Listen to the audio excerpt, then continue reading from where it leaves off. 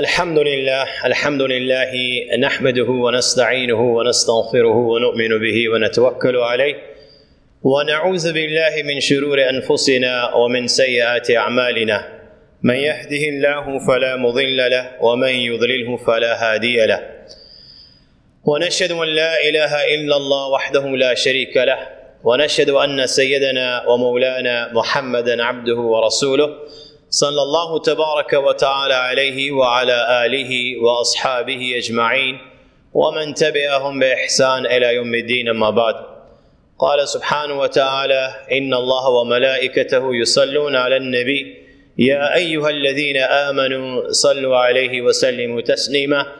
اللهم صل على محمد وعلى آل محمد كما صليت على إبراهيم وعلى آل إبراهيم إنك حميد مجيد. اللهم بارك على محمد وعلى آل محمد كما باركت على إبراهيم وعلى آل إبراهيم إنك حميد مجيد. قال جل وعلا: قل هل يستوي الذين يعلمون والذين لا يعلمون إنما يتذكر أولو الألباب. وقال جل وعلا: يرفع الله الذين آمنوا منكم والذين أوتوا العلم درجات. قال النبي صلى الله عليه وسلم: طلب العلم فريضة على كل مسلم. وقال عليه الصلاة والسلام: ما من عبد يخرج يطلب علما إلا وضعت له الملائكة أجنحتها وسلك به طريقا إلى الجنة. وإنه ليستغفر للعالم من في السماوات ومن في الأرض حتى الهيتان في البحر. وإن فضل العالم على العابد كفضل القمر ليلة البدر على سائر الكواكب. وإن العلماء ورثة الأنبياء وإن الأنبياء لم يورثوا دينار ولا درهما ولكنهم ورثوا العلم فمن أخذه أخذ بحظ وافر أو كما قال عليه الصلاة والسلام. Respected ulama, my brothers, my sisters, my little ones, assalamu alaikum wa rahmatullahi wa barakatuh. After praising the Almighty Allah subhanahu wa ta'ala and sending salutations on our beloved Nabi Muhammad sallallahu alayhi wa sallam, I begin as always by first thanking you, my host, for giving me this opportunity to convey the message of Allah and His Rasul sallallahu alayhi wa sallam. I pray to the Almighty Allah that Allah accept these efforts of yours in listening to this message, as I pray to the Almighty Allah that Allah accepts these efforts of mine in trying to deliver the message of Allah and His Rasul sallallahu alayhi wa sallam as it was revealed upon our beloved Nabi sallallahu alayhi wa sallam in its true and pure form over 1400 years ago. My young friends, the title for this evening is the importance of deen. The importance of acquiring a religious knowledge. How important is it for people like yourself and myself, people that declare La ilaha illallah Muhammadur Rasulullah, there is no God worthy of worship but Allah, and Muhammad sallallahu alaihi wasallam truly is the messenger of Allah?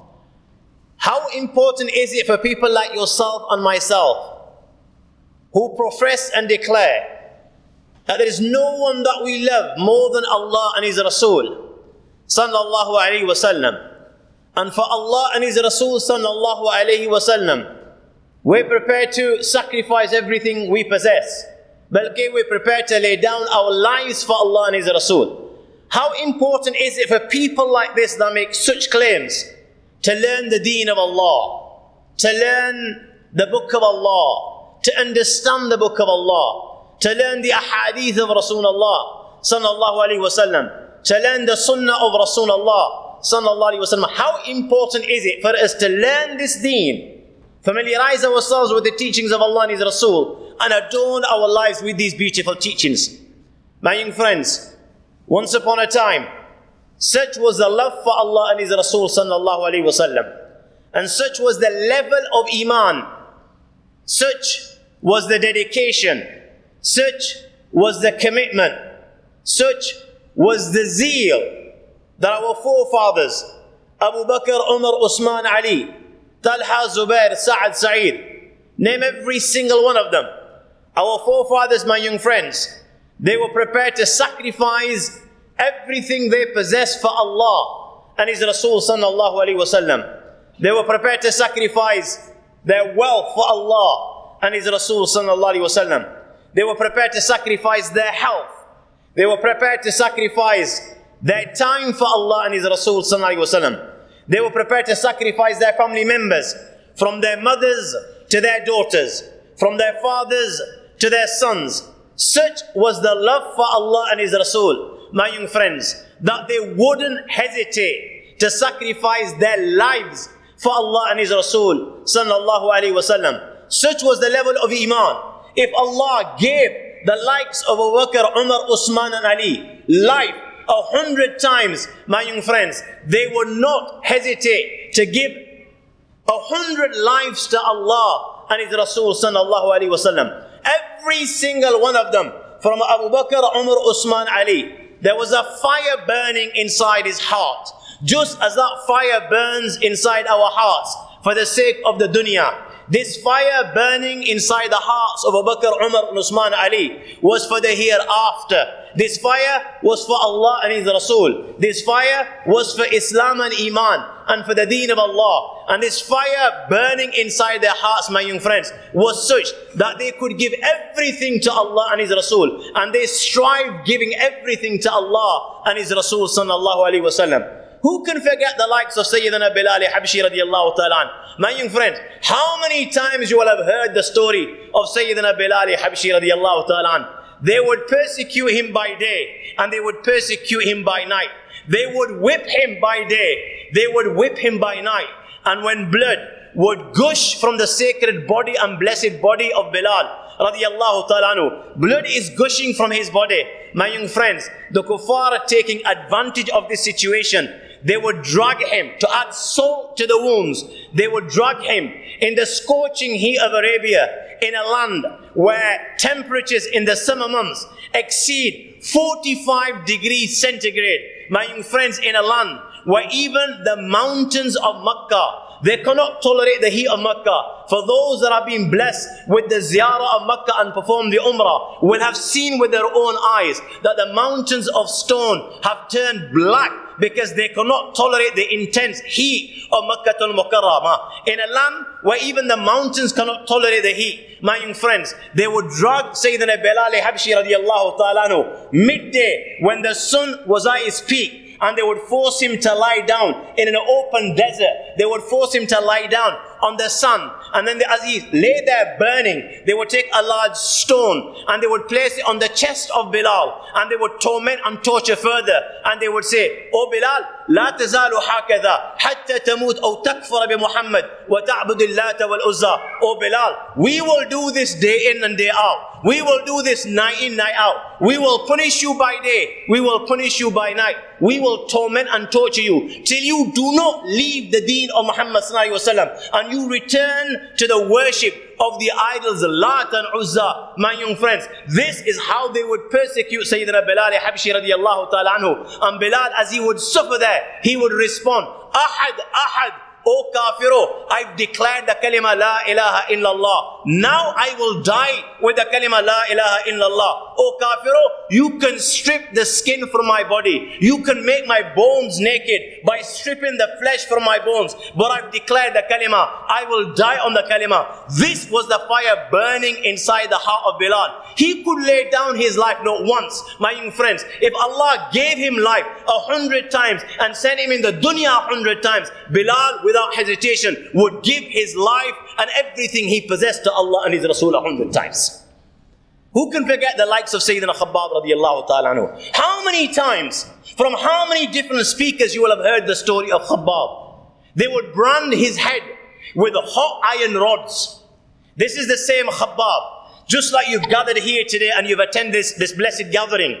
The Sahaba radiallahu ta'ala anhu are sitting in a gathering. They're in the presence of the great Umar Farooq radiallahu ta'ala anhu. Umar Farooq radiallahu ta'ala anhu needs no introduction. He's that companion of Rasulullah regarding whom the Nabi of Allah said, "لو كان بعدي نبي لكان عمر." If Allah were to send a prophet after Muhammad sallallahu alaihi wasallam, though La Nabiyya ba'di. There is no Nabi after Muhammad sallallahu alaihi wasallam. But if Allah hypothetically were to send a Nabi, then this person that would be honored with prophethood would be no other than Umar Farooq radiallahu ta'ala an. Umar is that companion of Rasulullah. Even the shaitan was terrified of Umar. He would not walk on the same street, the road, the same pathway as Sayyidina Umar Farooq radiallahu ta'ala anhu. This is the same Umar that Caesars and Koros, when they would see Umar in a dream, they would begin to sweat and become terrified. The Amir al-Mu'mineen, Sayyidina Umar Farooq radiallahu ta'ala anhu, is sitting in the gathering. The Sahaba are surrounding him.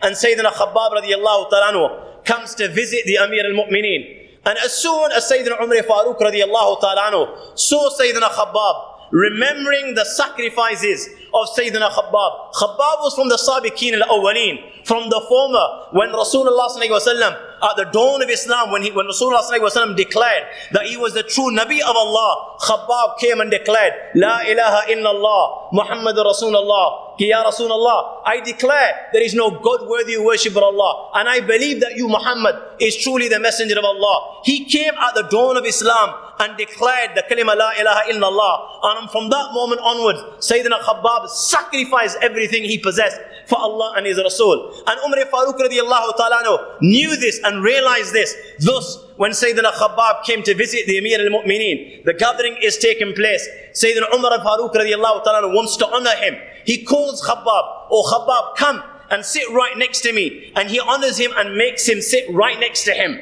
And then he addresses the gathering and says, "Ma ala al-ardi ahadun ahakku bihadha al-majlis min hadha illa rajul wahid."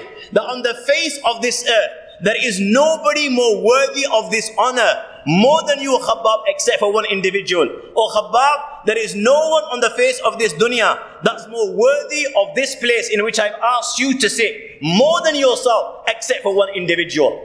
Sayyidina Khabbab radiallahu ta'ala anhu asked, "O Amir al-Mu'mineen, who can be more worthy than me of this honor, of this seat in which you've asked me to sit more than myself?" And Sayyidina Umar Farooq radiallahu ta'ala said, "O Khabbab, only and only Bilal Habshi radiallahu ta'ala anhu is more worthy of this honor and this seat in which I've asked you to sit more than yourself. Only Bilal in this dunya is more worthy of this honor than yourself." Sayyidina Khabbab radiallahu ta'ala anhu explains and says to the Amir al-Mu'mineen, "O Amir al-Mu'mineen, O Commander of the Faithful, O Sayyidina Umar Farooq radiallahu ta'ala an, you say this, but in my opinion, Sayyidina Bilal Habshi radiallahu ta'ala anhu is not more worthy than me of this honor. Because, O Amir al-Mu'mineen, the kuffar would persecute Bilal. They would persecute him so much that sometimes other kuffar that were watching Bilal being persecuted, their hearts would soften and their hearts would melt, and they would pity Bilal as he would suffer, and they would come to his rescue and they would save him from the torment and torture of these other kuffar that were persecuting Bilal Habshi radiallahu ta'ala an. He says this is what would happen now and then for Sayyidina Bilal Habshi. The other kuffar, their hearts would melt and they would come and save Bilal from the torment and torture of the torturers and the other kuffar. But Amir al-Mu'mineen, this never happened for me. When the kuffar would persecute me, when they would torture me, nobody's heart would melt. Nobody would feel sorry for Khabbab. Nobody would pity Khabbab, that Khabbab is suffering.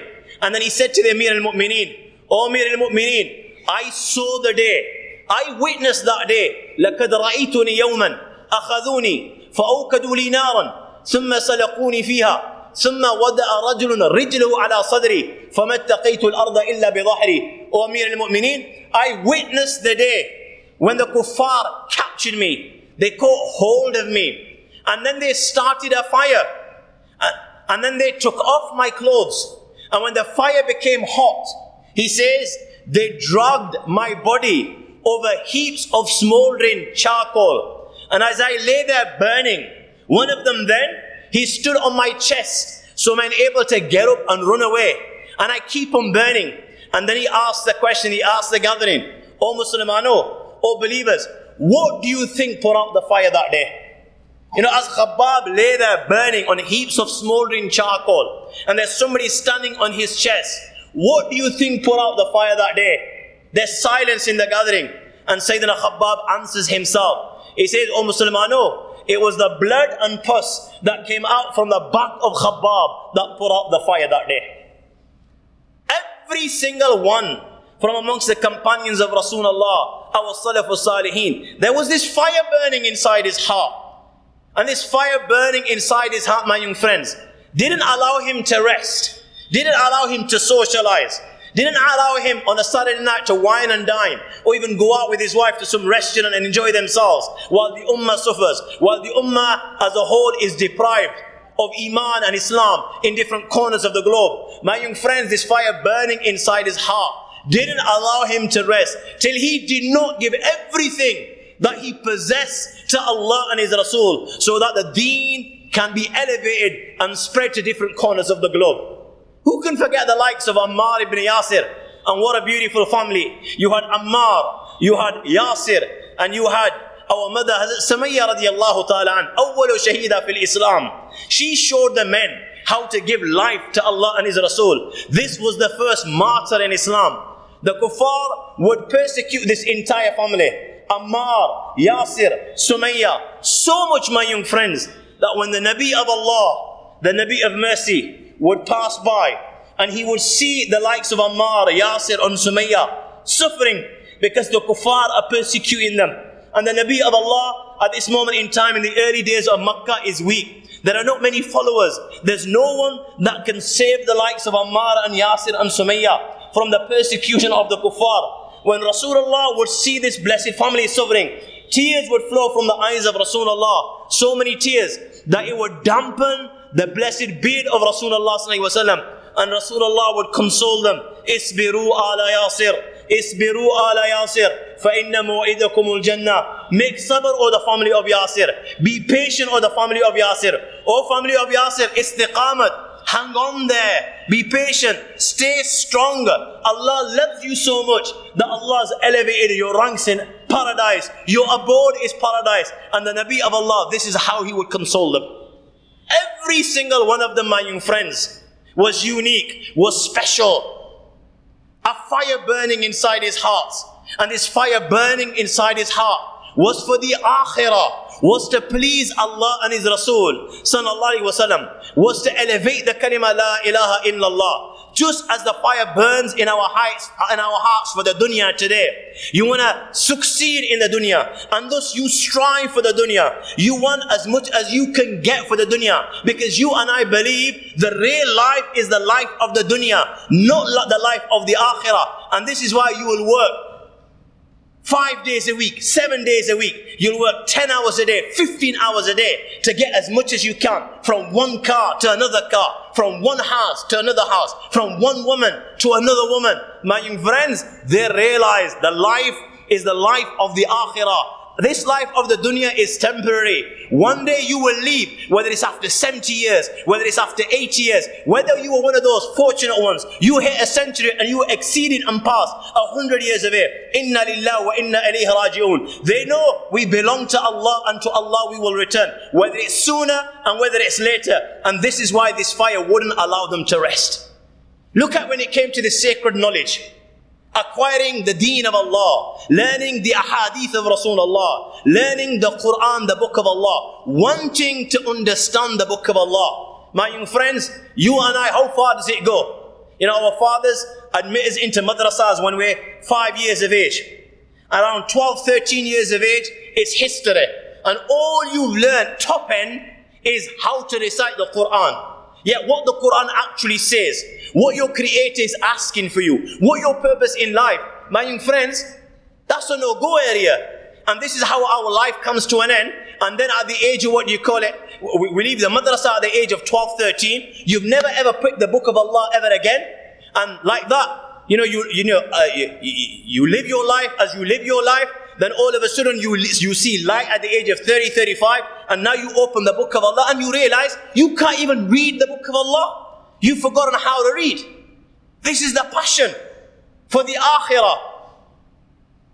And yet this book, how can you fulfill your purpose in life if you don't even understand what this book says? How can you acquire the pleasure of Allah and His Rasul sallallahu alaihi wasallam if you don't even know what the book says? Look at Abdullah ibn Abbas. Look at the passion when it came to this sacred knowledge, my young friends. Passion for the deen. You have a companion of Rasulullah called Sayyidina Abdullah ibn Abbas. Who was Abdullah ibn Abbas? My young friends, Sayyidina Abbas was the uncle of Rasulullah, Saka Chacha, blood uncle of Rasulullah sallallahu alaihi wasallam. Abdullah was his son, one of his sons. He was from the family of Rasulullah. He was close to Rasulullah. He was near and dear to the Nabi of Allah. But in spite of this closeness and being near and being the cousin of Rasulullah, look at his passion for the deen, my young friends. How many hadiths he will have known? He will have heard directly from Rasulullah. How many things that he will have, how many majlises he will have attended, the majlis and the gatherings of Rasulullah. But look at the passion and the fire burning inside his heart. I ask you, my young friends, how old do you think he was when the Nabi of Allah left this world? 10 years of age. When Rasulullah left this world, Sayyidina Abdullah ibn Abbas was a mere 10 years of age. 10 years of age, and look at this fire burning inside his heart. There are many 10-year-olds here today, there are some younger. Once upon a time you were also 10 years of age. I was also 10 years of age. Tell me, my young friends, what was your passion when you were 10 years of age? What would you do when you were 10 years of age? What tickled your fancy when you were 10 years of age? What was your interest when you were 10 years of age? I'm not in a position to speak about yourself, but let me tell you about myself. My young friends, at the age of 10, when you're that young, the akhirah doesn't interest you. The dunya doesn't interest you. The only thing that interests you when you're that young is play. You play by morning, you play by afternoon, you play by evening. Your mother has to drag you in and put you to bed so you can get up for school next day. You have no fikr, no gham, you have no worry, nothing whatsoever. That's how beautiful this young age is. In this day and age, the 10-year-olds, what occupies their time? YouTube, videos, Facebook, Call of Duty, video games, iPhones, tablets. This is what occupies their time, and they'll be on it for hours and hours and hours. But look at this 10-year-old child. Look how Allah blessed him. Look at the samaj and the understanding that Allah gave him. Rasulullah ﷺ leaves this world and he comes to his Ansari friend. And he says to his Ansari friend, "Ke halumma falnasal ashab Rasulillah sallallahu alayhi wa sallam فإنهم اليوم كثير." Oh my Ansari friend, the Nabi of Allah has passed away. Let us go to the companions of Rasulullah sallallahu alayhi wa sallam. Let us learn from them the deen of Allah. Let us learn from them the Quran and the meanings of the Quran. They benefited from Rasulullah. They benefited from the closeness of Rasulullah. They learned the deen from Rasulullah. Let us go to them and learn the deen of Allah. Let us learn the hadith of Rasulullah so we can adorn our lives with the teachings of Allah and His Rasul. The Sahaba are alive and well and in great number. Abu Bakr, Umar, Usman, Ali, Talha, Zubair, Sa'id, Sa'id. Every single one of them are alive. Let us learn from them what we couldn't learn from Rasulullah sallallahu alaihi wasallam because of our young and tender age. Look at the passion, 10 years of age. In this day and age, my young friends, you have peer pressure. Every child, wants to fit in within his circle of friends. Your friends dress in a particular way. Even if you don't want to dress in that way, you have no choice. If you want to fit within that crowd, then you've got to dress like those people. If you don't, they'll belittle you. They'll take mick at you. They'll look down upon you. You can't survive. You want to wear the same trainers that they wear. You want to wear the same designer wear that they wear. You want to have the same habits and hobbies that they have. And if you don't, life will be very difficult for you. Peer pressure. Even a straightforward, good lad will go off track because of peer pressure. Look at the peer pressure here. Sayyidina Abdullah ibn Abbas radiallahu ta'ala anhu. This is what he's suggesting to his friend. And his friend says, Ya ibn Abbas, atara an-nasa yaftaqiruna ilayk, wa fi an-nas min ashabi Rasulillah sallallahu alayhi wa sallam and fihim. O Ibn Abbas, what dream do you dream? O Ibn Abbas, what dream do you dream? O Ibn Abbas, do you think by acquiring this sacred knowledge from the companions of Rasulullah, you'll become some great alim-e-deen, you'll become some Shaykh al-Hadith, you'll become some Mufassir, you'll become some Muhaddith, you'll become some great scholar, and people will travel from far and wide and sit in your gatherings and humble themselves before you and learn the deen of Allah. Is this the dream that you're dreaming, and is this what your intention is? My young friends, look at the peer pressure. He didn't allow this peer pressure to get the better of him. Abdullah ibn Abbas radiallahu ta'ala was a wise man. He realized what will benefit him in terms of the akhirah. And in terms of this response from his friend, my young friends, Allah blessed this 10-year-old with such intellect that he ignored his Ansari friend. And he went out to learn the ahadith of Rasulullah sallallahu alayhi wasallam. And whenever this 10-year-old was informed that so and so companion is narrating the hadith of Rasulullah sallallahu alaihi wasallam, this 10-year-old child would humble himself and he would make his way to this individual's house to learn the hadith of Rasulullah sallallahu alaihi wasallam. Many a time when he would go to this individual's house, my young friends, he would find that this individual is inside his house. He's taking a siesta. He's sleeping. He's taking his afternoon nap, midday nap. My young friends, even though he was from the family of Rasulullah, he could have so easily knocked on the door and disturbed this individual. And if this individual saw that the cousin of Rasulullah is at his door, very gladly he would have embraced him and he would have told him the hadith of Rasulullah. But my young friends, this young individual wouldn't take advantages of his maqam and status. No, my young friends. When he would know that this individual is taking his siesta and sleeping inside, this young individual, the cousin of Rasulullah, would wait outside his house. He would take off his outer garment, my young friends, and he would lie down on the ground in the scorching heat of Arabia, midday, and the sun would burn him. Sometimes the wind would blow and it would cover his blessed body with the dust and dirt. This is no ordinary companion. This is the cousin of Rasulullah sleeping on the ground on the streets of Medina outside somebody's house for the hadith of Rasulullah sallallahu alaihi wasallam. And he would wait there for as long as it took till this individual himself, when he would finally wake up from his sleep and he would open the door to leave his house, he would be shocked to see that the cousin of Rasulullah sallallahu alaihi wasallam, this 10-year-old child, is sleeping on the ground covered in dust and dirt. And then this companion would say to the cousin of Rasulullah, he would address him, "Ma ja'a bik ya ibn ammi Rasulullah," or the cousin of the Nabi sallallahu alaihi wasallam, "What brings you to my house?" And he would say to him, "Halla arsalta ilayya fa'atiyak." Why didn't you send a message to me? I would have come to you. You're the cousin of Rasulullah. There was no need for you to come to my house. I would have come to you. I would have narrated the hadith to you at your house. Again, this child would humble himself and say, "Nahi bhai." No, these are not the etiquettes of knowledge. These are not the adab of knowledge. You are the source. You are the well. And it is always this, that the thirsty should go to the well. The student should always go to the teacher. And my young friends, the child would humble himself and he would take the hadith of Rasulullah sallallahu alaihi wasallam from this companion. Indeed, the Ansari lived today, his friend lived to see the day when Abdullah ibn Abbas radiallahu ta'ala indeed had become king. Such a king, my young friends, that people are traveling from different corners of the world to attend his circles.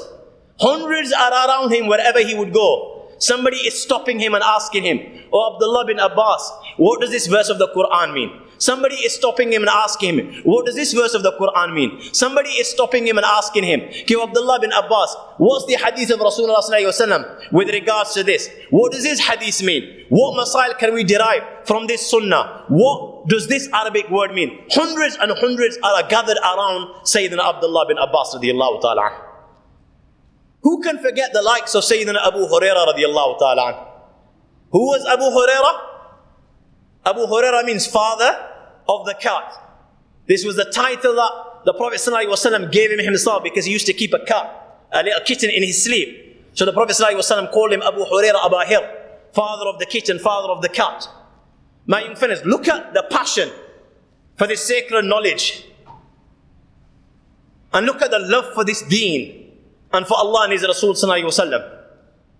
He wasn't from amongst the sabiqeen al-awwaleen. When do you think he declared the kalima la ilaha illallah? From this incident you realize it's never too late. Irrespective of how old you are and how much you know at this moment in time. Whether you're 15, 25 or 55. When it comes to the deen of Allah, the doors of Allah are open and it's never too late. It's only till your soul leaves your body it's too late. But prior to that, my young friends, there is always a chance to turn to Allah. There is always a chance to start from scratch. Make tawbah. Ask Allah for forgiveness for the past life. And then learn as much of the deen as you can, so you can adorn the remainder of your life with the beautiful teachings and live by the Quran and Sunnah. Look at Sayyidina Abu Hurairah. When do you think he declared the kalima? He wasn't from amongst the Sabiqeen al-Awwaleen like Abu Bakr and Umar. Abu Bakr, Umar and all these, they were from the Sabiqeen al-Awwaleen.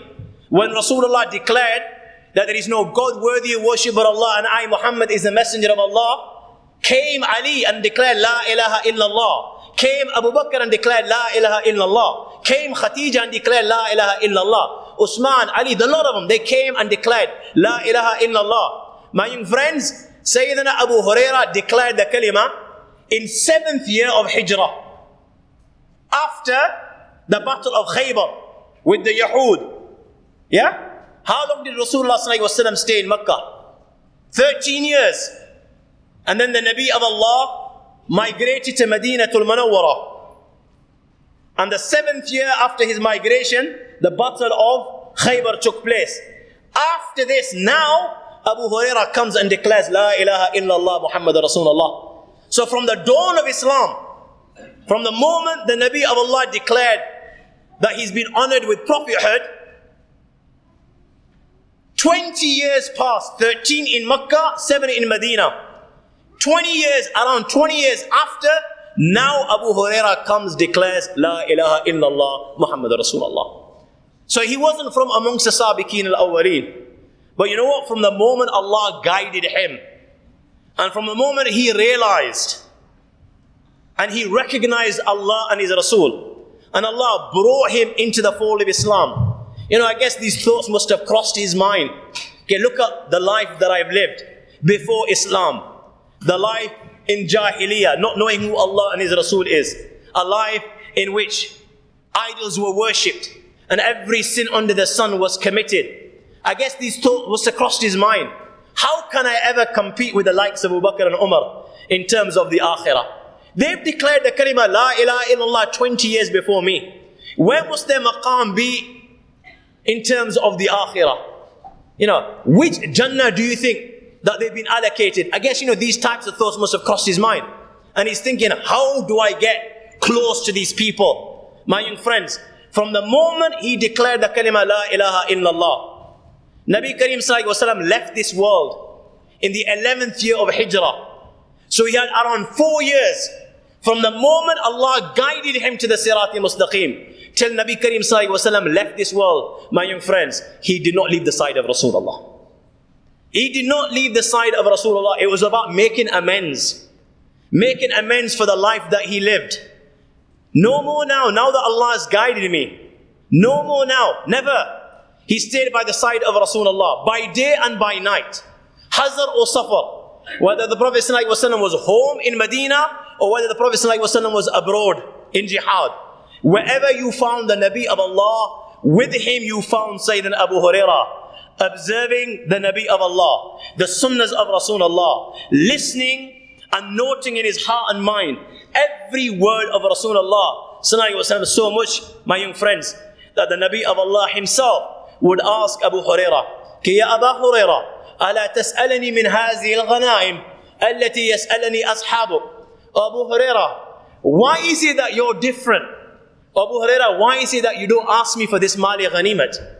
Why is it that you don't ask me for this booty, spoils of war, you know, gold, silver, dinar, dirham, pounds, dollars? Why is it that you never ask me for this? You never ask me for the dunya.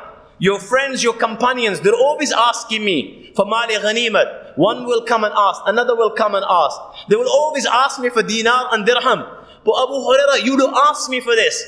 And he would say, Ya Rasulullah, as'aluka an tu'allimani mimma 'allamaka Allah.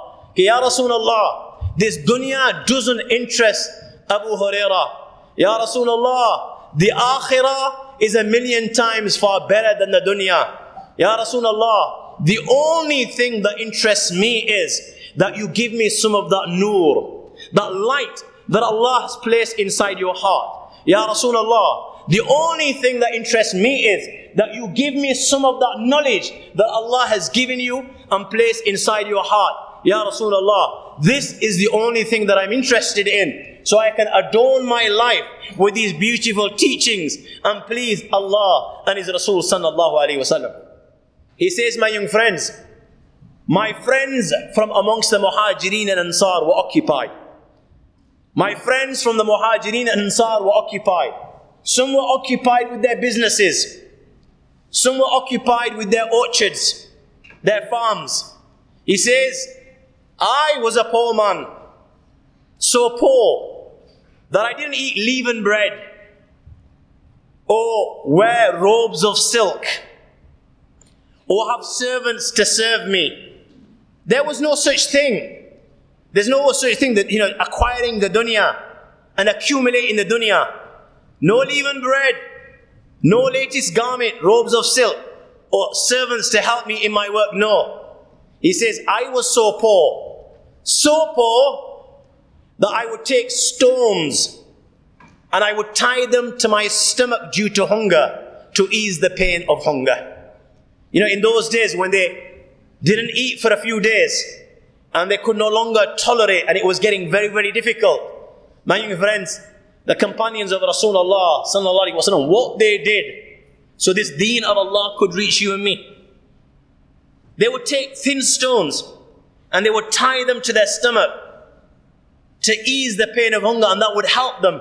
It would alleviate or it would reduce the suffering for a short while. Look at the Nabi of Allah. If that was the state of the Sahaba, then I'm sure you're all aware in the battle of Ahzab, Khandaq, the trench, when the whole of Medina and the Arab tribes gathered to attack Madinatul Munawwara, and Rasulullah sallallahu alaihi wasallam is parishan, worried, and he consults the Sahaba, and Salman of Persia tells the Nabi of Allah that in Persia, when things like this would happen, we would defend ourselves by digging trenches. Nabi Kareem sallallahu alaihi wasallam accepted his mashwara and the advice that he gave, and they began to dig the trench. And if you look at those hadiths, my friends, you will come across a hadith where the Sahaba, general Sahaba, have stones tied to their stomach, one stone because of hunger. And the Nabi of Allah on that occasion, my young friends, had 2 stones tied to his stomach due to hunger. And in this state with 2 stones tied to his stomach, the Prophet ﷺ has a pickaxe and he's breaking the rock and he hits it and it breaks and a light rises which illuminates the rocky sides of Madinatul Munawwara. So this is what they would do. And Sayyidina Abu Hurairah says, sometimes days I wouldn't receive anything and I would tie stones to my stomach to ease the pain of hunger. And sometimes he says, I'd pretend. What do I mean by pretend? He says, I would stop senior companions like Abu Bakr, Umar and others, and I would pretend that I didn't know a meaning of a particular verse, and I would stop them and I would ask him, Abu Bakr, what does this verse of the Quran mean? My young friends, and he says, not because I didn't know that verse of the Quran, not because I didn't know the meaning of that verse, O Muslimano, I would stop them because I was suffering from starvation. Maybe when they have a good look at me, they didn't used to ask in those days. This was the level of taqwa even when they were suffering. My young friends, he would say, maybe when they have a good look at me, they will realize Abu Hurairah is suffering from starvation. And they will take me home. They will explain the verse and they will feed me. It says, this is the only reason I would stop them and ask them and pretend, oh my brother, what does this verse of the Quran mean? He says, sometimes it was so bad. Days would go by in which I would not receive a morsel. And he would say, إِنِّي لَأَخِرُّ فِي مَا بَيْنَ مِنْبَرِ رَسُولٍ صلى الله عليه وسلم وحجرة عائشة مخشيا عليه. He says, I would faint inside the masjid of Rasulullah صلى الله عليه وسلم in Madinatul Munawwara. I would faint between the mimbar of Rasulullah and Hazrat Aisha's room, her quarters, which was adjacent, right next to the masjid. It says, between the mimbar and her room, I would faint unconscious, I would fall, collapse on the ground. He says, passers-by would pass by. فَيَجِيءُ الْجَائِ فَيَدَأَ رَجُلٌ رِجْلُ عَلَى أُنُخِي يَرَى النَّبِيَ الْجُنُونَ. He says, passers-by would pass by, thinking that Abu Hurairah has become a madman. He's become insane, and he's lying on the ground because of insanity. He says, the passers-by would pass by, and they would place their feet on my neck. In those days, that was one of the cures they would use if somebody had an epileptic fit. So he says, they would put their feet on my neck, thinking that Abu Hurairah has become a madman. He says, oh Muslim, I know, it wasn't that Abu Hurairah had become a madman or become insane. Days would go by in which I would not even receive a morsel to eat. As a result, I would become so weak that my own legs would not be able to carry my weight, and I would fall unconscious in the masjid of Rasulullah. But in spite of all this difficulty, my young friends, he says, look at the fire burning inside his heart. This is why I keep on saying, my young friends, every single one of them, from Abu Bakr, from the first companion to the last companion, that saw the Nabi of Allah in state of Iman with his eyes, such was the level of Iman that through the barakat of Rasulullah, my young friends, you know what, every single one of them, if Allah and His Rasul asked him to give his life 100 times, they would not hesitate to give their lives 100 times for Allah and His Rasul. It says, in spite of what I went through, I would be present when my friends, referring to the Muhajirin and Ansar, while they would be absent, busy with their businesses, occupied with their orchards. I would be present when they would be absent, and I would remember the hadith of Rasulullah and the speech of Rasulullah and the blessed words of Rasulullah, whereas they would forget. And then he says on one occasion, the Nabi of Allah said, whoever spreads his garment till I finish this talk of mine, and then takes his garment and places it on his heart, on his chest, he will never ever forget a word that Muhammad sallallahu alaihi wasallam uttered. I ask you, my young friends, when the Nabi of Allah made this call, uttered these blessed words, in that gathering, who do you think was the first to take off his garment? None other than Sayyidina Abu Hurairah.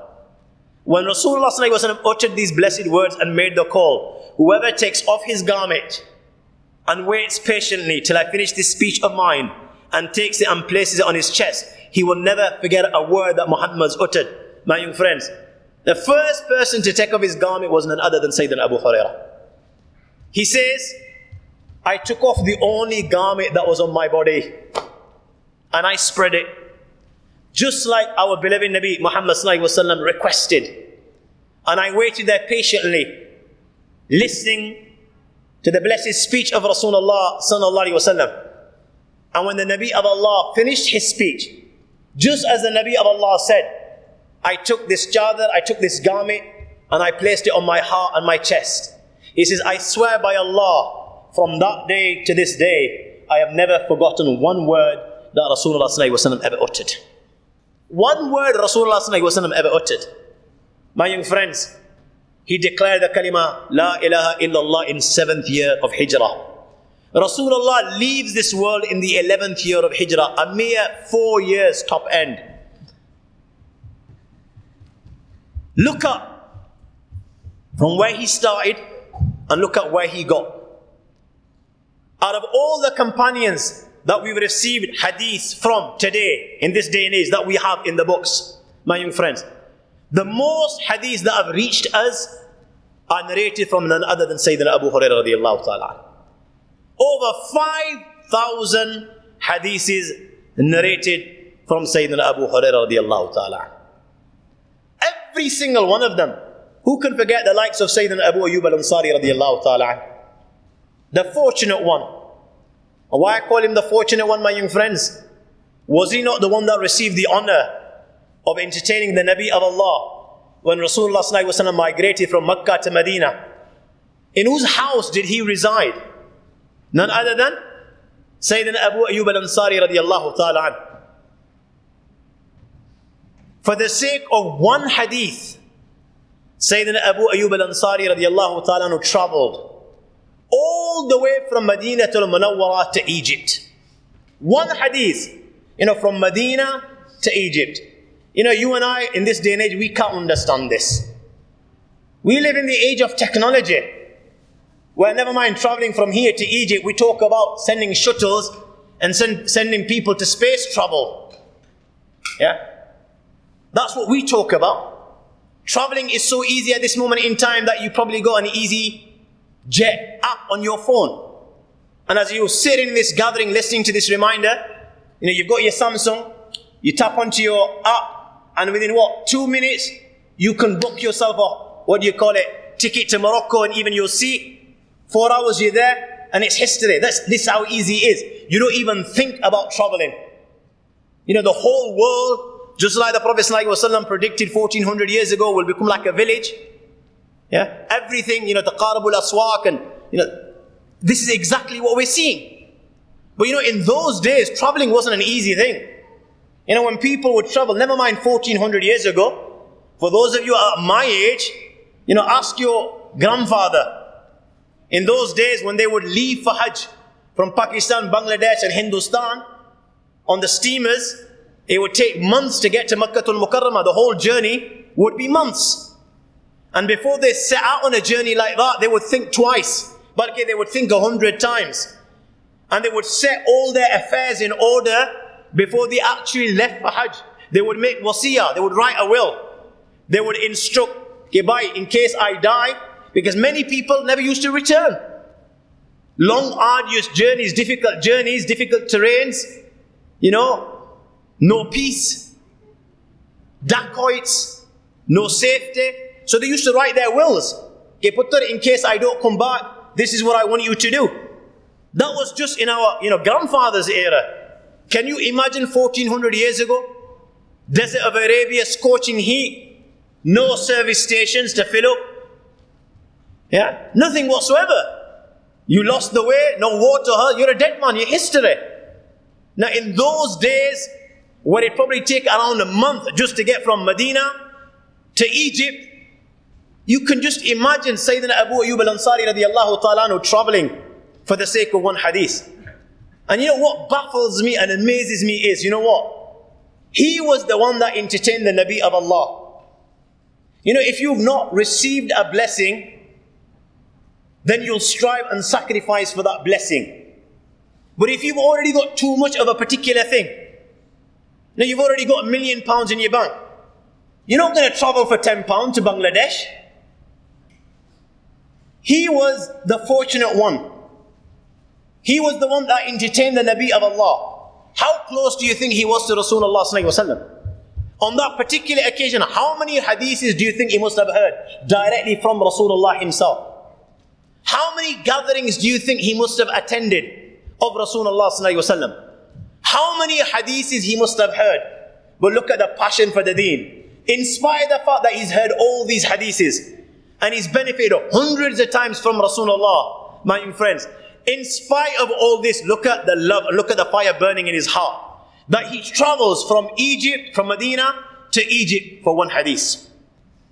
And when he gets to Egypt, he meets a man called Sayyidina Uqba radiyallahu ta'ala an. He meets Sayyidina Uqba. Sayyidina Uqba is shocked to see that this great companion of Rasulullah has left the holy city of Medina, left the Nabi of Allah and come to Egypt. And he addresses him, Ma ja'a bika ya Aba Ayyub. O Abu Ayyub, what brings you to Egypt? And Sayyidina Abu Ayyub al-Ansari radiyallahu ta'ala anhu says, a hadith of Rasulullah sallallahu alayhi wa sallam. Out of all those that directly heard this hadith from Rasulullah sallallahu alayhi wa sallam, only you and I remain alive. Now listen carefully to his words. Out of all those that directly heard this hadith from the blessed tongue of the Nabi of Allah, salawatullahi wa salamu alayhi, only you and I remain alive. What is he saying?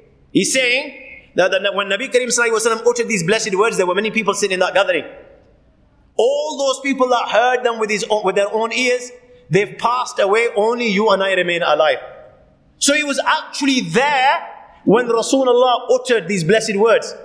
So when he was actually there, he heard the words with his own ears. Why has he traveled hundreds of miles from Medina to Egypt? From this you will learn another lesson. We live in an era of Mufti Google, where people are carefree when it comes to the deen of Allah. In any other field, people won't express their opinion. At this moment in time, if you're not a doctor, you will never express an opinion in medication. And you won't prescribe medicines for yourself. You're suffering from a particular illness, even though it may be something so simple, and you know what medication to take, but you will never take it. You have that fear. Okay, you know what? What if something goes wrong? And you'll go to the doctor for the simplest of things, and you'll allow that doctor to prescribe medicine for you, and then you go to the pharmacy and you'll buy that medication. How careful people are when it comes to dunyawi affairs. They will not express opinions in fields which they have no expertise in.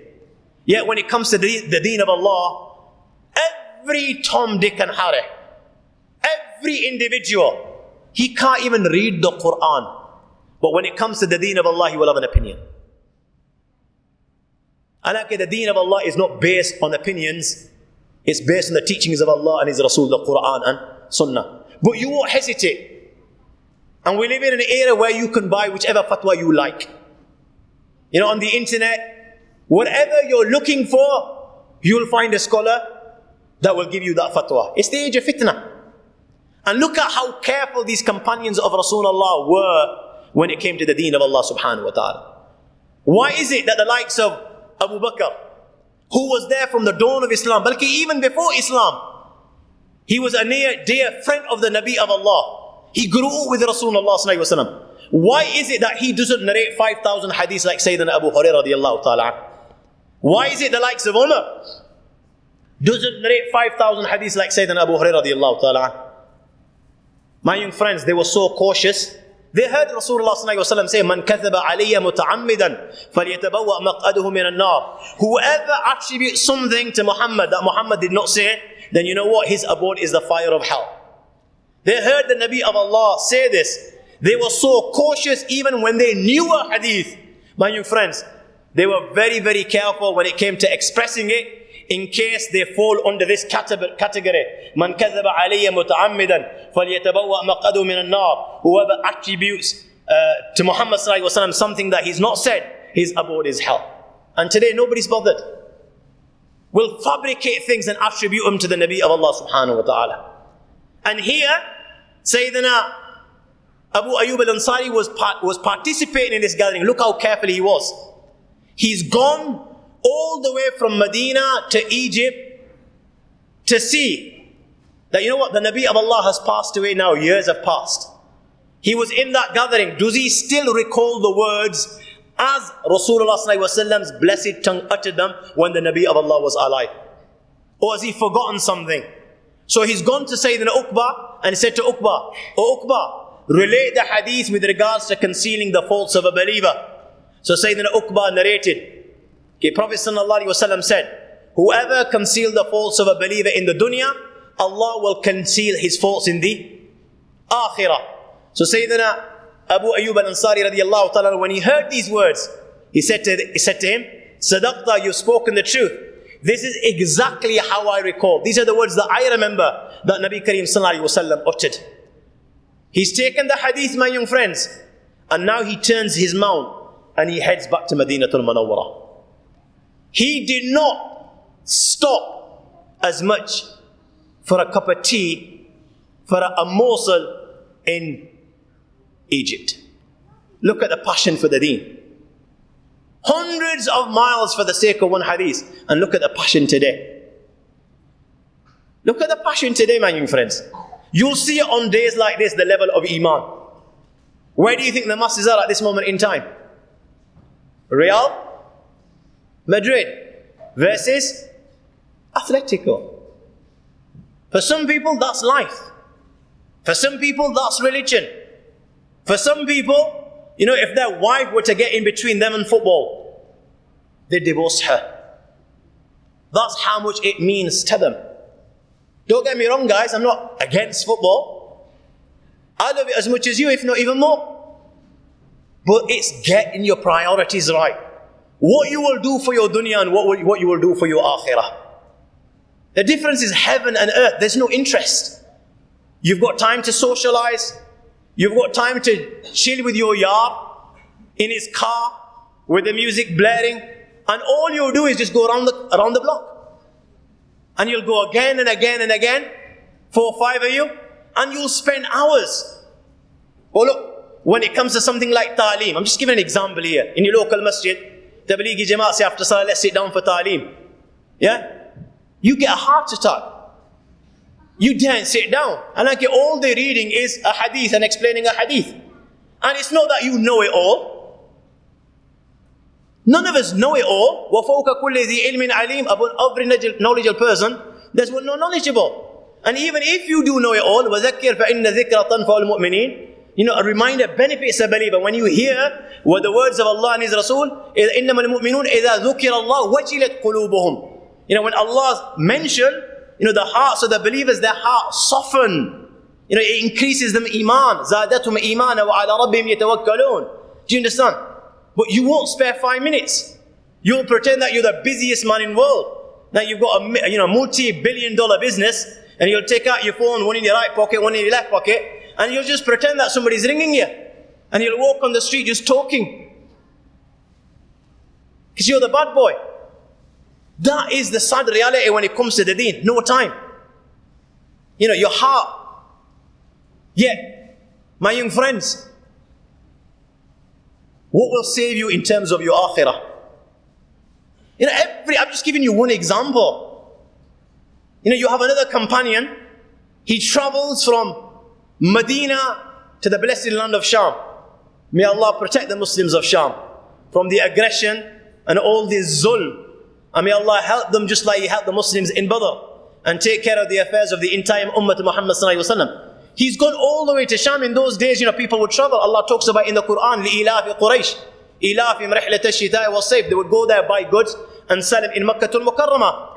You know, when Badr took place, Abu Sufyan had taken the money of Makkah and, went to do business in Sham, and he was bringing a caravan full of goods.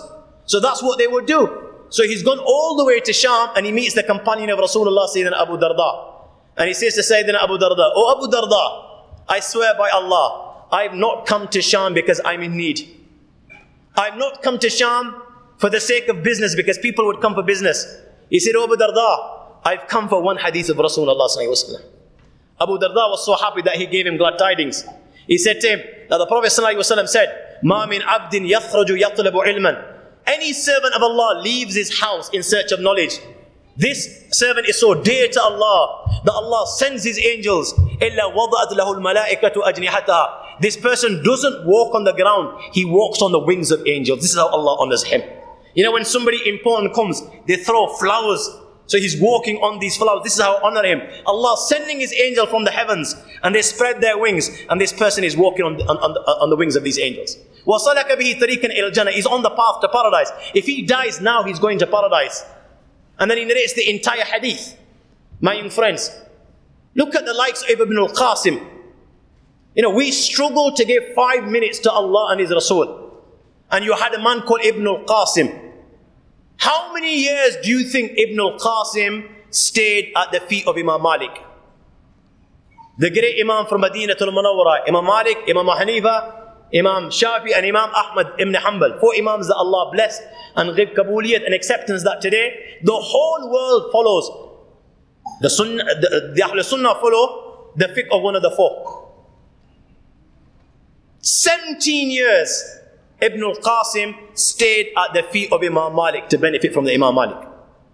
17 years of life, my young friends, he's given to learn the deen of Allah, to familiarize himself with the teachings of Allah and His Rasul. He's with the great Imam Malik one day when some Hajjis of Egypt come. They came to perform Hajj. Now they're coming to Medina to say salam to our beloved Nabi Muhammad sallallahu alaihi wasallam. So they enter the masjid and they meet Imam Malik, and with them is this one young individual whose face is more or less covered. And this young individual, he meets Imam Malik, and he asks Imam Malik, "O Malik, afiqum Ibn al-Qasim? Is there a man here called Ibn al-Qasim?" So Ibn al-Qasim was in the gathering. Imam Malik said, this guy there, this is Ibn al-Qasim. Now this young individual, his face is covered. He makes his way to Ibn al-Qasim and he begins to kiss the forehead of Ibn al-Qasim. He begins to kiss the forehead of Ibn al-Qasim. My young friends, Ibn al-Qasim did not even know that this person, this young individual kissing his forehead, is none other than his own flesh and blood.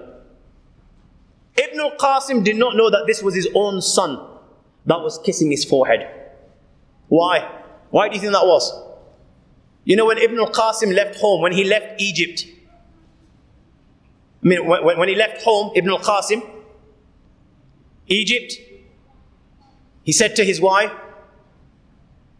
okay, my beloved, I'm going to now learn the deen of Allah subhanahu wa ta'ala. I want to realize my purpose in life. I want to realize what my Allah is saying to me.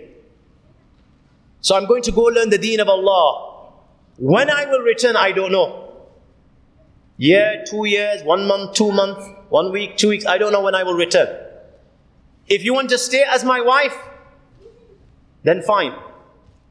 But if you feel that you can't bear the separation, not knowing when I will return, and you want to move on in life, and you want me to divorce you, then I can accommodate this.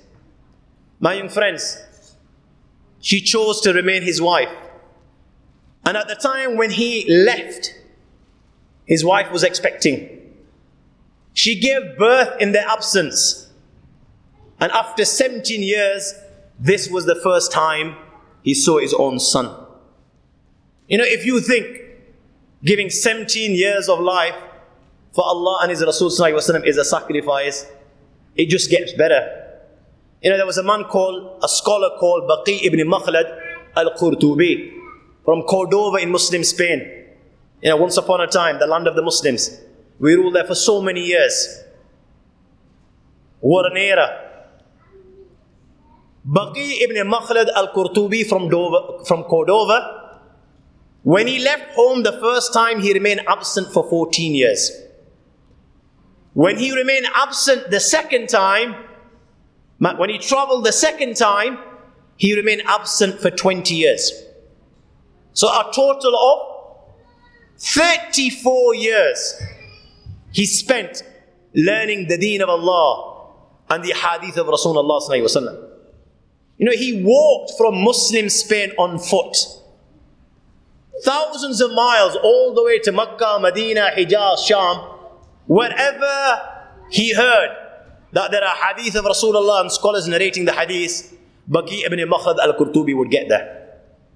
This is the same Waqi'ah ibn Makhlad al-Qurtubi who sold his trousers more than once. Can you imagine, my young friends, how desperate do you think that he must have got? That a stage comes that where you're selling your own trousers just so that you can buy ink and paper so you can write the hadith of Rasulullah sallallahu alaihi wasallam. And you know what he would sustain himself on? Cabbage leaves. Cabbage leaves which people would throw on the ground. He would spend all his money on ink and paper to write the hadith. And he would sustain himself on cabbage leaves which people had no need for. They would throw on the ground. He would pick them up. He would clean them. And he would eat them. If you think 34 years is something, then I'll ask you, my young friends, what will you say about a man called Hafiz ibn Manda? In this day and age, when you mention the word Hafiz, what automatically comes to mind? Hafiz is Quran. A child that's memorized an individual that's memorized the Quran.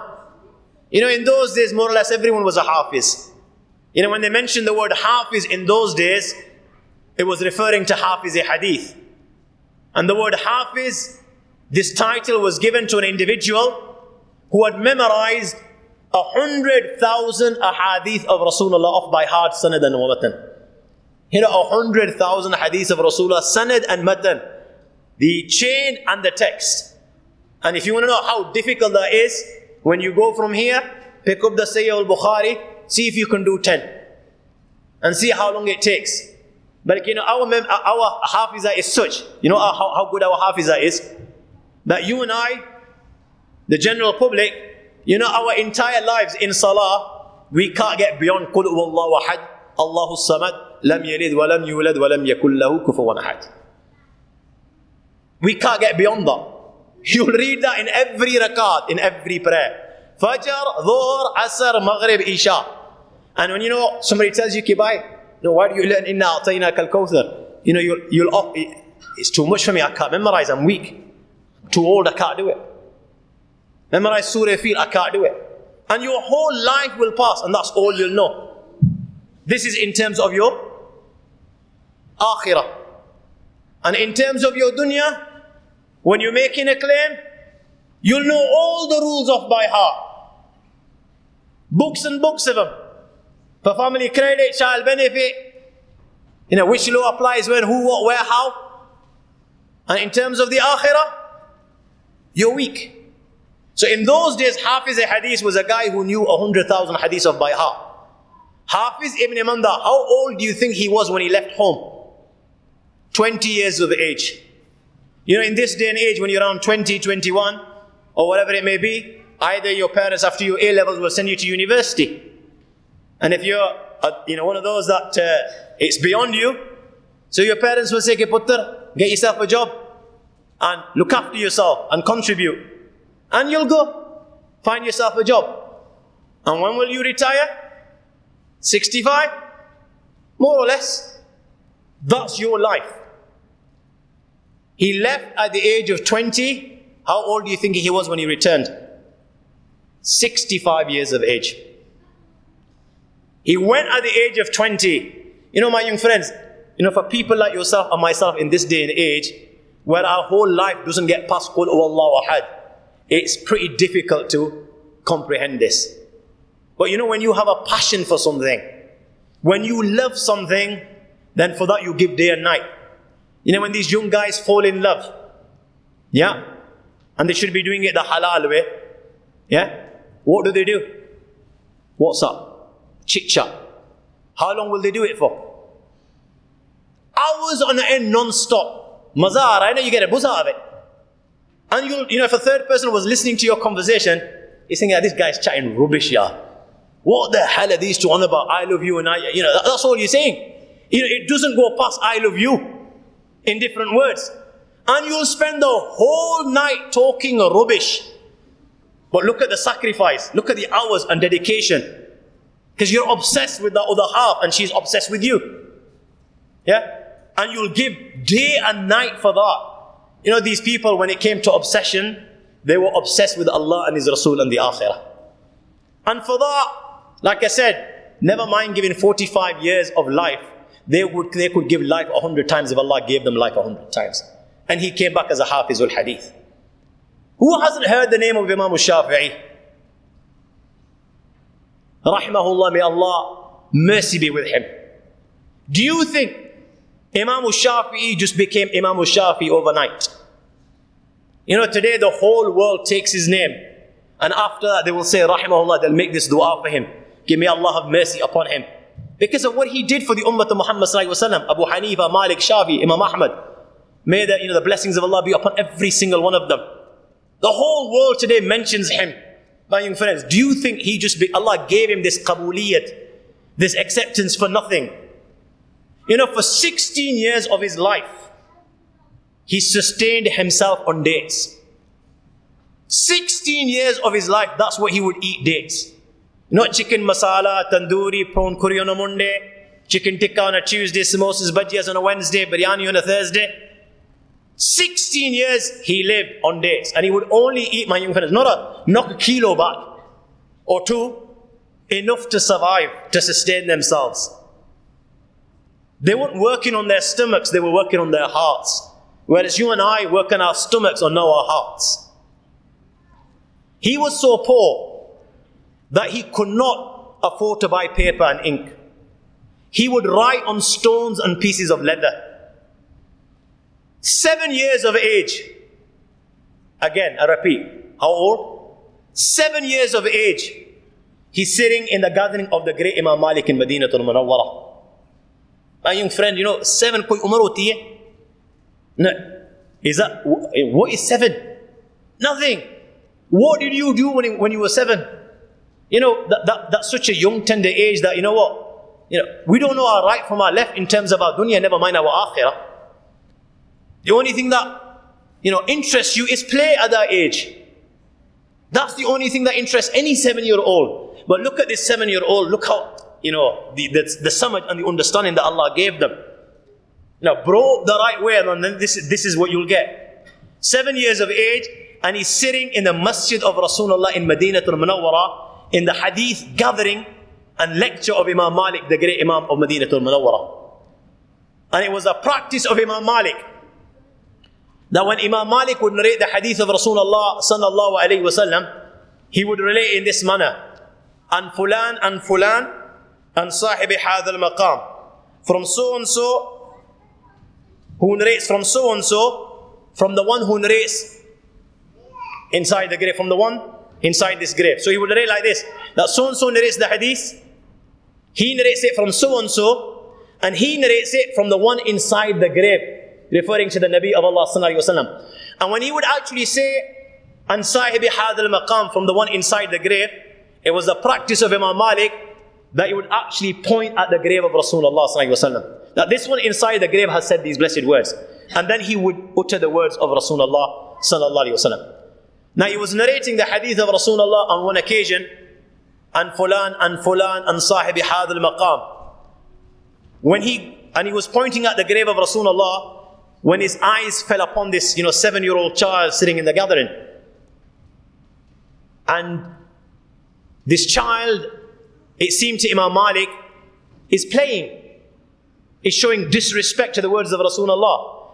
He's got something inside his mouth, he's got a straw inside his mouth, and he's adding saliva to it. And when Imam Malik saw this, that saddened him. These people there, they were up there. When it came to adab and ihtiram, it's very difficult for us to comprehend. In this day and age, when a lecture is being delivered, or even your Jummah khutbah,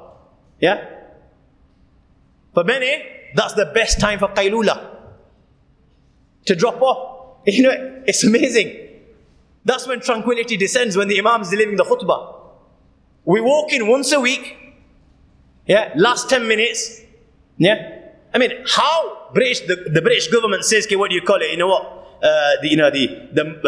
The youngsters, their brains, brainwashed, by radical speakers.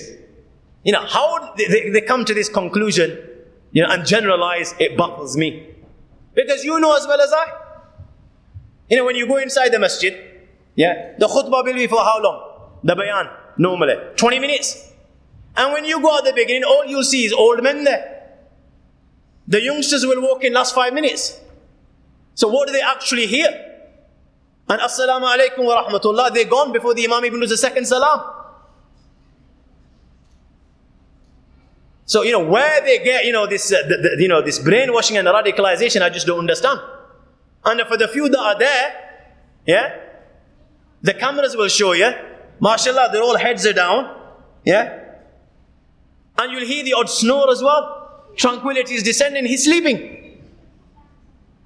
And this is the respect that you have for Allah and His Rasul sallallahu alaihi wasallam. We can barely sit properly.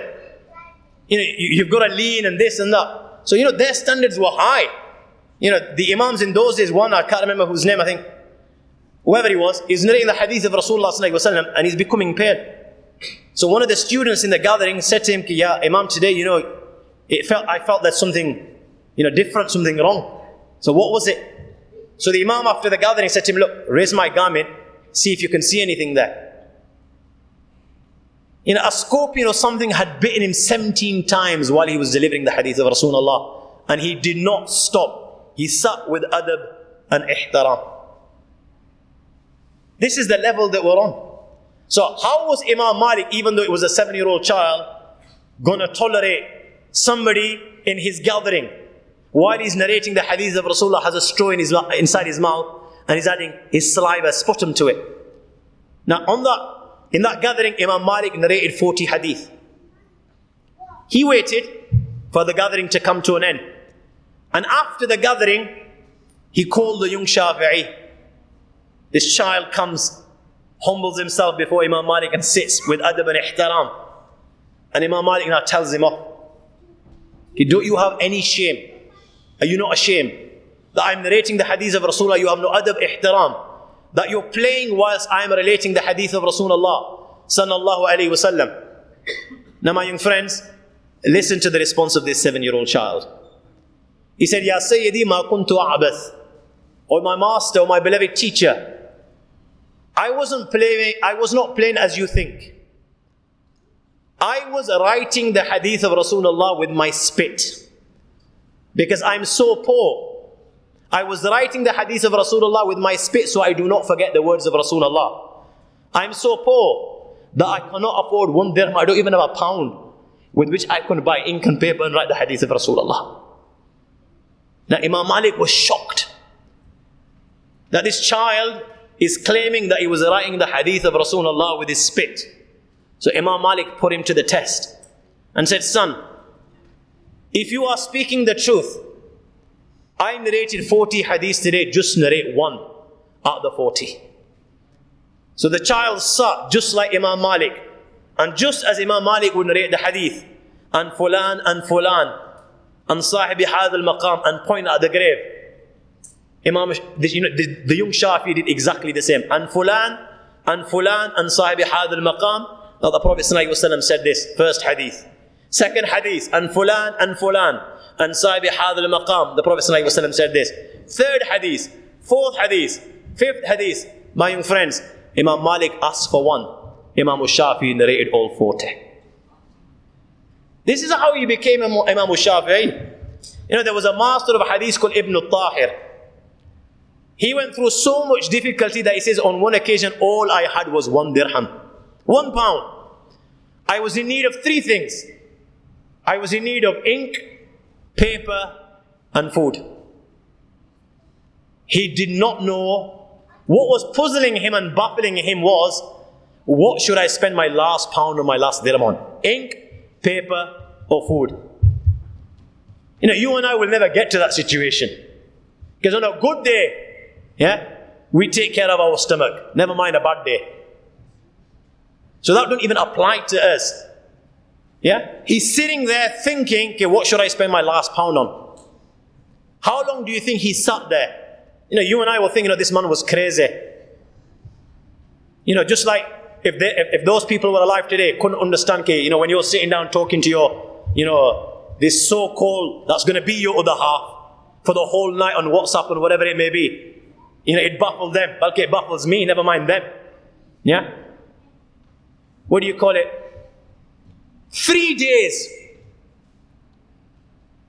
passed like this where he's thinking, what should I spend my last dirham on? The level of iman and the love for Allah and His Rasul and the deen and the hadith was such that his heart wouldn't allow him to give preference to his stomach over the hadith of Rasulullah sallallahu alaihi wasallam. So much so that when 3 days passed, now he's that weak and he's become ma'zur and invalid. That he can no longer write. He doesn't have the strength to write. He says, you know what? Now at least I'll have an excuse on the day of judgment. I'm not in a position to write. So even if I buy ink and paper, I will not be able to write. And he makes his mind up to go buy some food. He places the dirham in his mouth. And you know what? By mistake he swallows it. And he says, look, oh Allah, look at what you put me through. Now that I've made my mind, you've taken it. It's only when his friend realized what had happened that he's taken him home and then fed him. Yahya ibn Ma'in was an imam of Jarh wa Ta'deel, a science of hadith. When his father died, he inherited 1 million dirham. In those days, 1 million dirham was a substantial amount. In these days, it's a substantial amount. Can you imagine if your father was to die, Allah na kare, may Allah not make it happen, and you inherited a few $1 million. What's the first thing that you do? Get yourself a Bentley and make it known who you are. Private number plate, and you'll be burning some rubber on Whitechapel. Like some of the Arabs that come from Saudi Arabia do in parts of London. That's our passion. 1 million dirhams he inherited from a father. he spent every single one on the hadith of Rasulullah. There a time came that he spent all the money. He's in need of money to buy ink and paper. He sold his shoes to buy ink and paper to write the hadith of Rasulullah. Imam Abu Yusuf, the student Imam Hanifa rahmatullahi alayhi, his son died. He read his janazah, but he did not attend his burial in case he misses the lecture of Abu Hanifa. You know, Ishaq ibn Rahway was a muhaddis. He married a woman. Not because he wasn't love at first sight, that she bamboozled him. You know, an absolute dynamite of a woman. No. He married her just because he'd heard she'd inherited the books of Imam Shafi'i. Whoever she was married to, he had the books of Shafi'i. She inherited the books of Shafi'i. Imam Ishaq wanted a benefit from these books, so he married her. As a result, they were going to excel. You have Yahya ibn Ma'in saying, the same Yahya ibn Ma'in who spent 1,000,000 dirhams, he says, I saw the day, you know, when you give all to Allah, Allah will give more in return. He says, I saw the day when I wrote with my own hands 1,000,000 hadith. Ishaq ibn Rahway, that married that woman, he says, whatever I heard, I memorized. And whatever I memorized, I did not forget till my last breath. The likes of Firyabi comes to Baghdad. In one gathering, there's 30,000. In another gathering, there's 70,000. More than what you get, you know, in your, what do you call it, at Highbury. Yeah, at the Arsenal games. These were kings. From the top of their heads, they would write books. Abu Bakr ibn Umar, 30 books. Ibn Shaheen, 300 books. Suyuti, 500 books. How can you write 500 books? You know, in those days when they were writing with, you know, ink, paper, it wasn't an age of, era of computers, technology. You know, you and I couldn't even write rubbish in the same amount of books in a lifetime put together. Never mind, you know, books that were full of nur and light and, you know, knowledge. In this day and age, you know, if you were to pick up some of these books, like the Fathul Bari of Ibn Hajar al-Asqalani, it'd probably take you an hour just to solve one page, what the man's on about. Never mind anything else. Top of their heads, 500 books. What to say of Ibn Hajar, Badruddin al-Aini? You know, name them one by one. This was the fire burning inside their hearts for the akhirah and for the sacred knowledge. Now, on a note, I'm going to conclude, guys. Where do you and I compare with our forefathers today? You know, the sad reality is there's no comparison. What comparison? Let me tell you the comparison. You've heard about our forefathers. In this day and age, we live in an era of ignorance. Look at the level of ignorance. Basics of deen. There's millions out there that don't even know the basics of the deen. In terms of our dunya, look at how far we've got. Forget what's happening, you know, on this dunya, whether it's in the land or sea or, you know, the mountains. We talk about, you know, moving to Mars and settling human beings in Mars in X amount of years. You know, we're looking at galaxies through these telescopes which are millions and millions of light years away. This is in terms of our dunya. Look how far we've got. And in terms of the akhirah, and the real life is the life of the akhirah, look at where we've got. From the era of our forefathers, my young friends, we live in such an era that how many times does a person relieve himself in a day? 3 times, 4 times, 5 times? Yeah. 5 times, 4, 5 times. You know, average guy will relieve himself in a day. Yeah. Perform istinja. There are thousands out there that don't even know how to perform istinja. When it's compulsory that they have to use water and tissue will not suffice. There are thousands out there that don't even know masail with regards to istibra. And if people don't do istibra, yeah, you know, the punishment of the grave, what's one of the causes? The 2 people that passed away, the Prophet ﷺ passed by their graves and they were receiving punishment. Why were they receiving punishment? Because one of them wouldn't take precautions when he relieved himself. Masail with regards to istibra. Majority of us will not even heard the word istibra. Guys, it does, when it comes to, the basics of the deen, it doesn't get any basics more simpler than this. Never mind istinja, biggest obligation in Islam is salah. Biggest obligation after iman is what? Salah. Ayyul a'mali ahabbu ila Allah. When the Prophet ﷺ was asked, which is the deed that Allah loves most of all? What would the Prophet ﷺ say? As-salatu ala waqtiha. After iman, he would always mention as-salatu ala waqtiha, to read namaz in its correct time.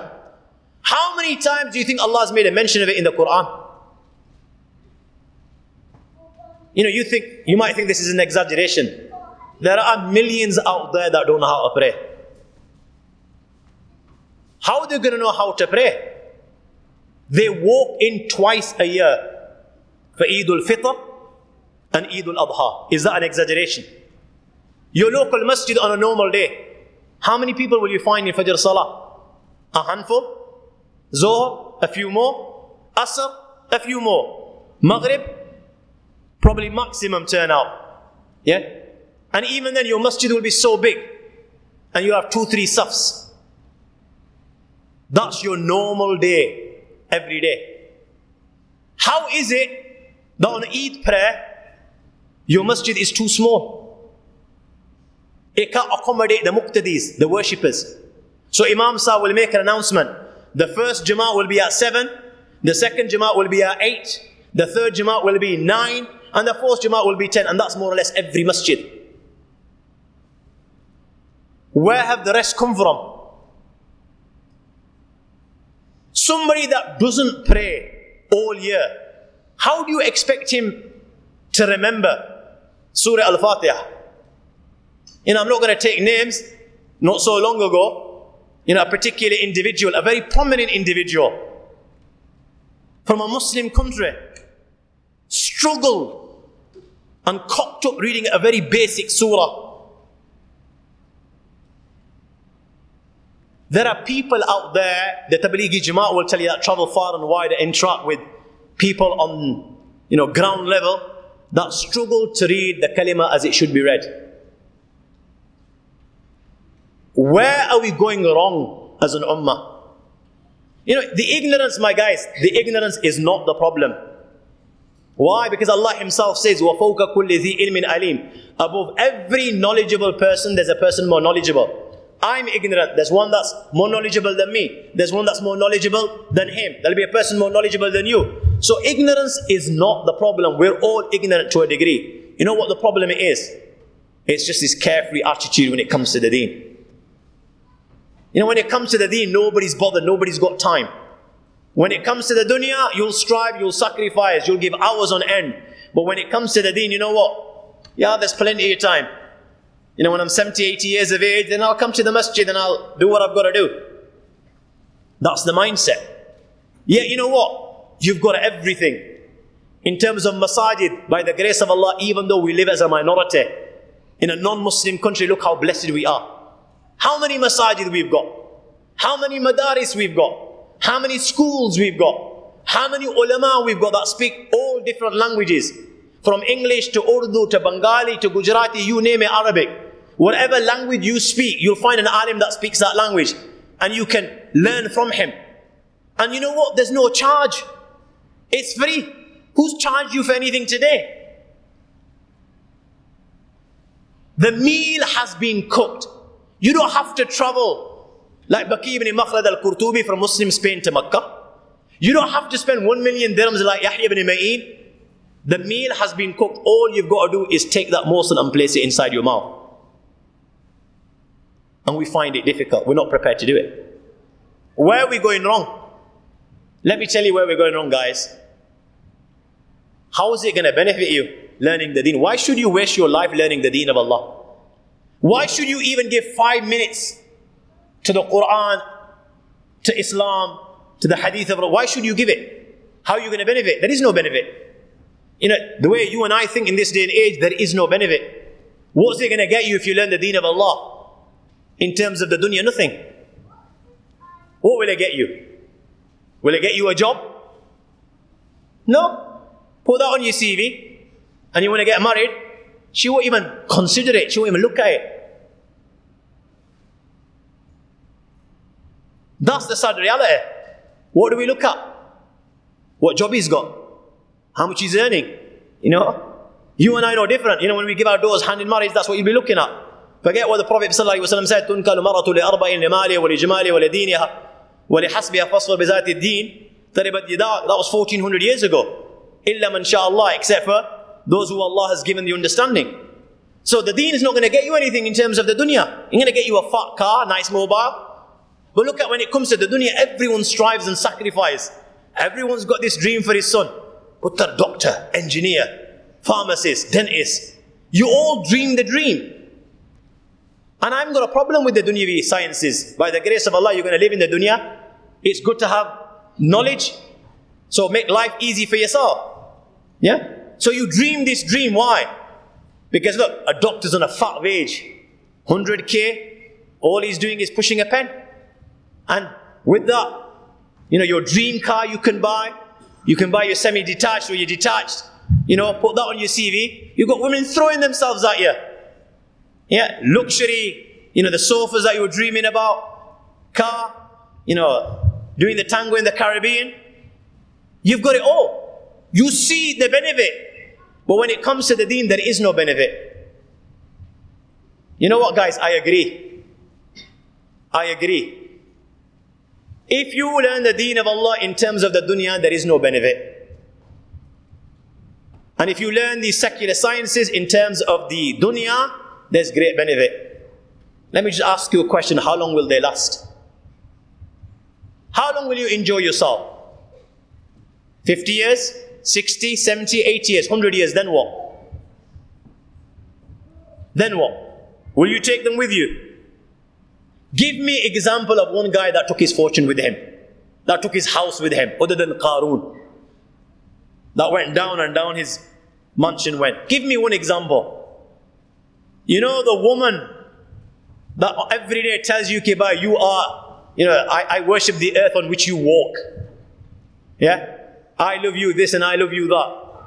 That same woman, ask her whether she'll be prepared to go with you when the angel comes to visit.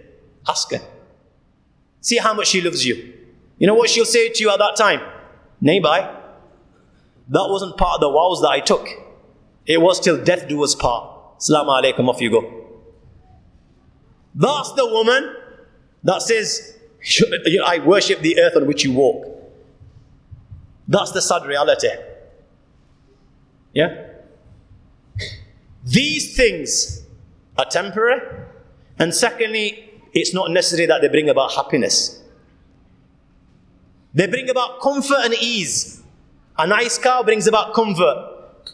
Good leather sofas bring about comfort. It's not necessary that they bring about happiness.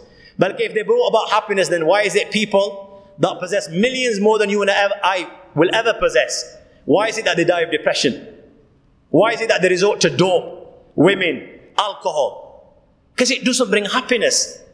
My young friends, if you feel it's important to acquire the dunya because of this comfort, then why is it not important to acquire the deen of Allah, which will bring about comfort that your 10 billion pound can't bring in the dunya, and it will bring about comfort in the akhirah, which our little minds cannot even begin to imagine. In the dunya, if you're looking for happiness, guys, then listen to what Allah says. Just this last point, guys, and I'm concluding. Ala bi dhikrillahi tatma'innul qulub. Only and only in the remembrance of Allah do these hearts gain peace. You've got to acquire this knowledge to be able to act upon it.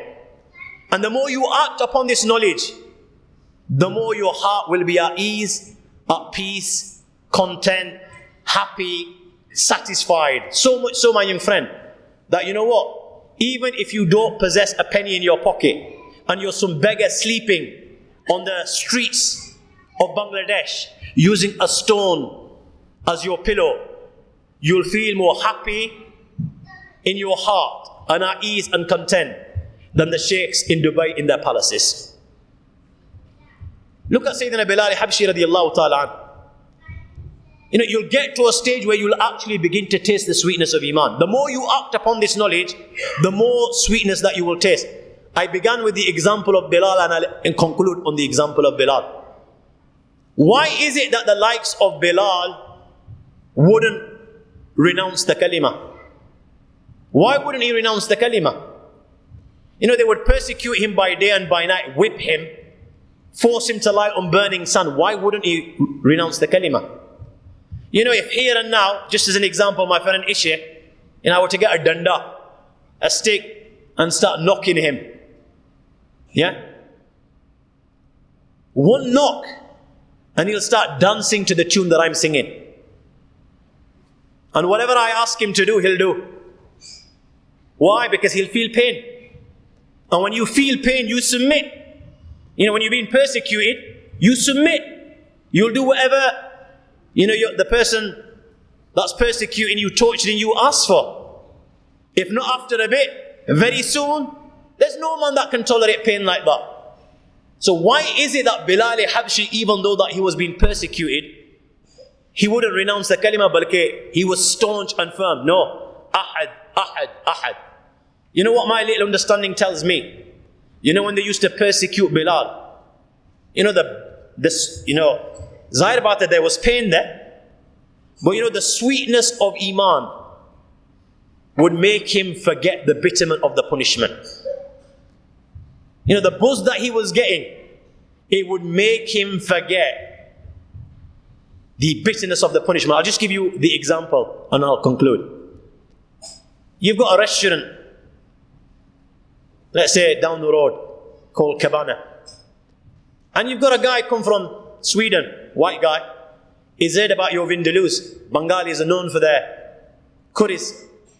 So he's come for this vindaloo. And he likes vindalus. And he's sitting down at this table on his own. And he's knocking back this vindaloo.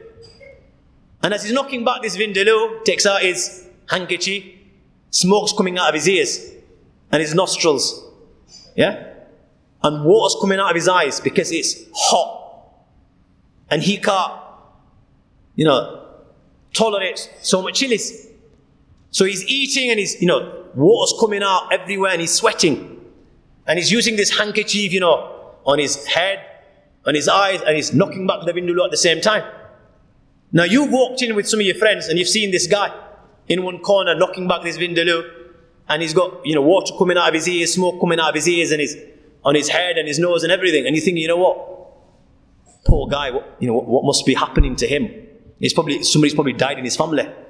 And he's going through so much difficulty. Because that's what you can see. You don't know the reality of the situation. When you look at him from the outside, his outward appearance is showing that the guy is suffering, is being through some ordeal. But yeah, you know, inside, yeah, how much do you think he's enjoying that vindaloo? Do you think he'll give it to you if you ask him? Chip. I've come all the way from Sweden, mate. Yeah, and he'll knock it back. You know, Sayyidina Bilal Habshi radiallahu ta'ala, when you would see from the outside, you would see torture, you would see punishment, you would see pain. But just like that guy, I mean, the example that I've given you is lousy. It's just that's what you understand. Yeah? And here, Bilal Habshi, from the outside, you're seeing pain. But you know, from inside, he's at ease, content, bliss, happy. So happy that, you know, never mind once, you can take life 1,000,000 times. And that feeling, that the buzz that he was getting, you know what? He was not prepared to sacrifice that buzz for anything. And that's why he would utter La ilaha illallah Muhammad Rasulullah. This is happiness in the dunya. This is what Allah will give you. Don't believe me, guys. You know, if you think that what I've said is not the truth, then hold my neck on the day of judgment before Allah and say he lied. The medication, this prescription that I'm giving you, I can swear by it. Act upon the teachings and watch how you feel within. How your iman will increase. How you will feel this feeling. You'll get to a stage like Sayyidina Ibrahim alayhi salatu wasalam. When Allah asked for your child, he didn't hesitate. When they throw him inside the fire, he didn't hesitate to give his life. You get to a stage, Man ahabba Allah, ahabba Allahu liqa'ahu. Whoever loves to meet Allah. You know, you get to a stage where you realize, ad-dunya sijnul mu'min, that this dunya is a prison for a believer. Just like a bird wants to, it flutters in a cage. It wants to get out of the cage. You'll get to a stage where you realize, this dunya, in spite of its apparent luxury, is a prison for a believer. You will want to meet Allah. And you know what? When the angel comes and that, barrier is removed, that is the day you'll rejoice. Okay, I've left the prison to my Allah. That's just in the dunya. What do you think Allah will give you in terms of the akhirah? Guys, it's all about understanding. I've not come here today to ask you to become scholars, and give 10 years, 15 years of life. Even I know, in this day and age, that may be too much. All I'm asking, guys, is it too much to ask? Come at least an hour a week. 1 hour a week that you sit down with your imams, whichever masjid that you may go to, and learn the deen of Allah. Let's not just be happy with the bare minimum. The more you learn, the more you will be able to act upon and adorn your life. And the more you act upon, my young friend, the more sweetness and blissful your life will be. It's about understanding. What I've said today is not rocket science. If you can do it for your dunya, why won't you do it for your akhirah? Do what you can while you can. You're here today, you'll be gone tomorrow. And believe me, after that, it's history. Imma ila al-jannah, imma ila al-nar. You will either go towards the right, you will either go towards the left. Either towards Jannah, either towards Jahannam, and there is no return. Don't live to regret. Make a wise choice, make the right choice. Allah give me the tawfiq to act upon what I've said. Allah give you the tawfiq. Wa akhiru da'wana alhamdulillahi rabbil alamin.